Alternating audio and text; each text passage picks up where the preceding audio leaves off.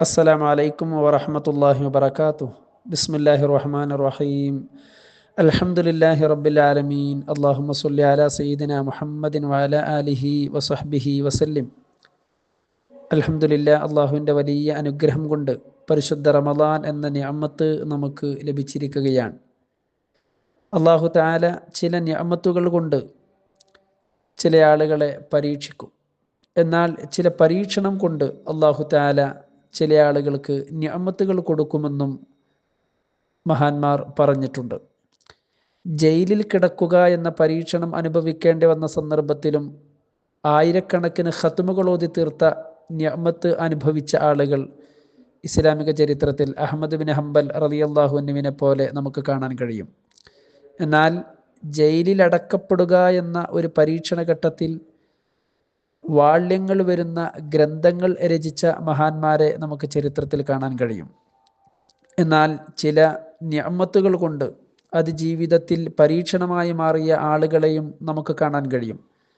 റമദാൻ എന്ന ഒരു നിഅമത്ത് നമുക്ക് കിട്ടി. ആ നിഅമത്ത് നമുക്ക് പരീക്ഷണമാവാതെ അത് നിഅമത്തായി തന്നെ അനുഭവിക്കുവാനാണ് നാമൊക്കെ ശ്രമിക്കേണ്ടത്. ഈ റമദാനിൽ പ്രധാനമായി നമുക്ക് കിട്ടുന്ന ഒരു പ്രധാന സമയം അത്താഴ നേരമാണ്. ആ അത്താഴ നേരം അത്താഴം കഴിക്കുക എന്ന സുന്നത്തോടൊപ്പം മറ്റു ചില നേട്ടങ്ങൾക്ക് കൂടി നാം ഉപയോഗപ്പെടുത്തുകയാണെങ്കിൽ അത് വലിയ സൗഭാഗ്യമായിരിക്കും. മുത്തഖീങ്ങളായ ആളുകൾക്ക് അള്ളാഹുവിൻ്റെ സ്വർഗമുണ്ട്, അതുപോലെ ഹൂറുലീങ്ങളുണ്ട്, അള്ളാഹുവിൻ്റെ തൃപ്തിയുണ്ട് എന്ന് ആലു ഇമ്രാനിൽ 15-ാമത്തെ ആയത്തിൽ അള്ളാഹു തആല പറയുന്നു. ആ മുത്തഖീങ്ങളുടെ വിശേഷണം പറയുന്നിടത്ത് 16-ാമത്തെ ആയത്തിൽ അവരുടെ ഒരു പ്രാർത്ഥന കൊടുക്കുന്നു. അതുപോലെ 17-ാമത്തെ ആയത്തിൽ അവരുടെ ഒരുപാട് വിശേഷണങ്ങൾ പറയുന്നു. അതിൽ ഒന്ന് വൽ മുസ്തഗ്ഫിരീന ബിൽ അസ്ഹാർ, അത്താഴ നേരത്ത് ഇസ്തിഗ്ഫാർ ചൊല്ലുന്നവരെന്നാണ്.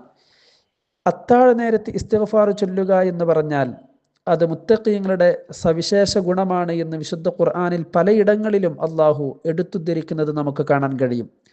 അനസ് ബിൻ മാലിക് റളിയല്ലാഹു അൻഹു പറയുന്നു, അത്താഴ നേരത്ത് അള്ളാഹുവിനോട് 70 തവണ ഇസ്തിഗ്ഫാർ ചൊല്ലാൻ ഞങ്ങൾ ഓരോരുത്തരും കൽപ്പിക്കപ്പെട്ടിരുന്നു. ലുഖ്മാനുൽ ഹക്കീം റളിയല്ലാഹു അൻഹു മോനോട് അത്താഴ നേരത്ത് അള്ളാഹുവിനോട് പ്രത്യേകമായി ദുആ ചെയ്യാൻ വസിയ്യത്ത് ചെയ്തതും ചരിത്രത്തിൽ നമുക്ക് കാണാം. ഇബ്രാഹിം ബിൻ ഹാത്തിബ് റളിയല്ലാഹു അൻഹു തൻ്റെ പിതാവിൽ നിന്ന് ഉദ്ധരിക്കുകയാണ്. മഹാനവറുകൾ പറയുന്നു, അത്താഴ നേരത്ത് പള്ളിയുടെ ഒരു മൂലയിൽ ഒരു മനുഷ്യൻ ഇങ്ങനെ ദുആ ചെയ്യുന്നു, റബ്ബി അമർത്തനി ഫഅതഅതുക്, അല്ലാഹുവേ നീ എന്നോട് കൽപ്പിച്ചത് പ്രകാരം ഞാനിതാ നിനക്ക് വഴിപ്പെട്ട് ഇബാദത്ത് ചെയ്യുന്നു. വഹാദ സഹറുൻ, ഇത് അത്താഴ നേരമാണ്. ഫഗ്ഫിർലി, അല്ലാഹുവേ അതുകൊണ്ട് നീ എനിക്ക് പുറത്തു തരണേ എന്ന് ആ മനുഷ്യൻ ഇങ്ങനെ ദുആ ചെയ്യുകയാണ്. ഹാത്തിബ് റളിയല്ലാഹു അൻഹു പറയുന്നു, ഞാൻ ചെന്ന് നോക്കുമ്പോൾ ഫഇദ ബിൻ മസ്ഊദിൻ റളിയല്ലാഹു അൻ, അത് അബ്ദുല്ലാഹി ബിൻ മസ്ഊദ് റളിയല്ലാഹു അൻഹുവാണ്. മുത്തനബിയോട് ചോദിക്കപ്പെട്ടിട്ടുണ്ട്, ഏതു പ്രാർത്ഥനയാണ് അള്ളാഹു ഏറ്റവും കൂടുതൽ ഉത്തരം കൊടുക്കുന്ന പ്രാർത്ഥന?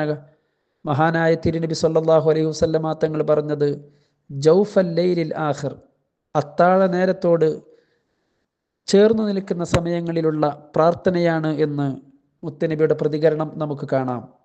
അതുകൊണ്ട് ഈ റമദാനിൽ നമുക്കത് തുടങ്ങി ജീവിതത്തിൻ്റെ ഒരു ശീലമാക്കണം. അത്താഴ നേരത്തെ സുബഹിയുടെ മുമ്പ്, ഭക്ഷണം കഴിക്കുന്നതിന് മുമ്പോ ശേഷമോ ഒരു 70 തവണയെങ്കിലും അസ്തഗ്ഫിറുല്ലാഹൽ അലീം എന്ന നമ്മുടെ ജീവിതത്തിലെ ഓരോ പാപങ്ങളും ആലോചിച്ചുകൊണ്ട് റബ്ബിനോട് മോചനം തേടാൻ നമ്മളൊന്ന് ശ്രമിക്കണം. അള്ളാഹു തൗഫീഖ് നൽകട്ടെ. 70 തവണ, അതിൽ തന്നെ നമ്മൾ ഒരു തവണയെങ്കിലും സയ്യിദുൽ ഇസ്തിഗ്ഫാർ ചൊല്ലുകയാണെങ്കിൽ അത് വലിയ നേട്ടമായിരിക്കും. അള്ളാഹു നമുക്ക് തൗഫീഖ് നൽകട്ടെ. നമ്മുടെ പാപങ്ങളൊക്കെ അള്ളാഹു തആല പുറത്തു തരട്ടെ. പരിശുദ്ധ റമദാൻ, വിശുദ്ധ ഖുർആൻ അനുകൂലമായി ശഫാഅത്ത് ചെയ്യുന്നവരുടെ കൂട്ടത്തിൽ നാം ഏവരെയും അള്ളാഹു ഉൾപ്പെടുത്തട്ടെ. ആമീൻ. ജസാക്കുമുല്ലാഹു ഖൈറ. ഊസീക്കും ബിദ്ദുആ.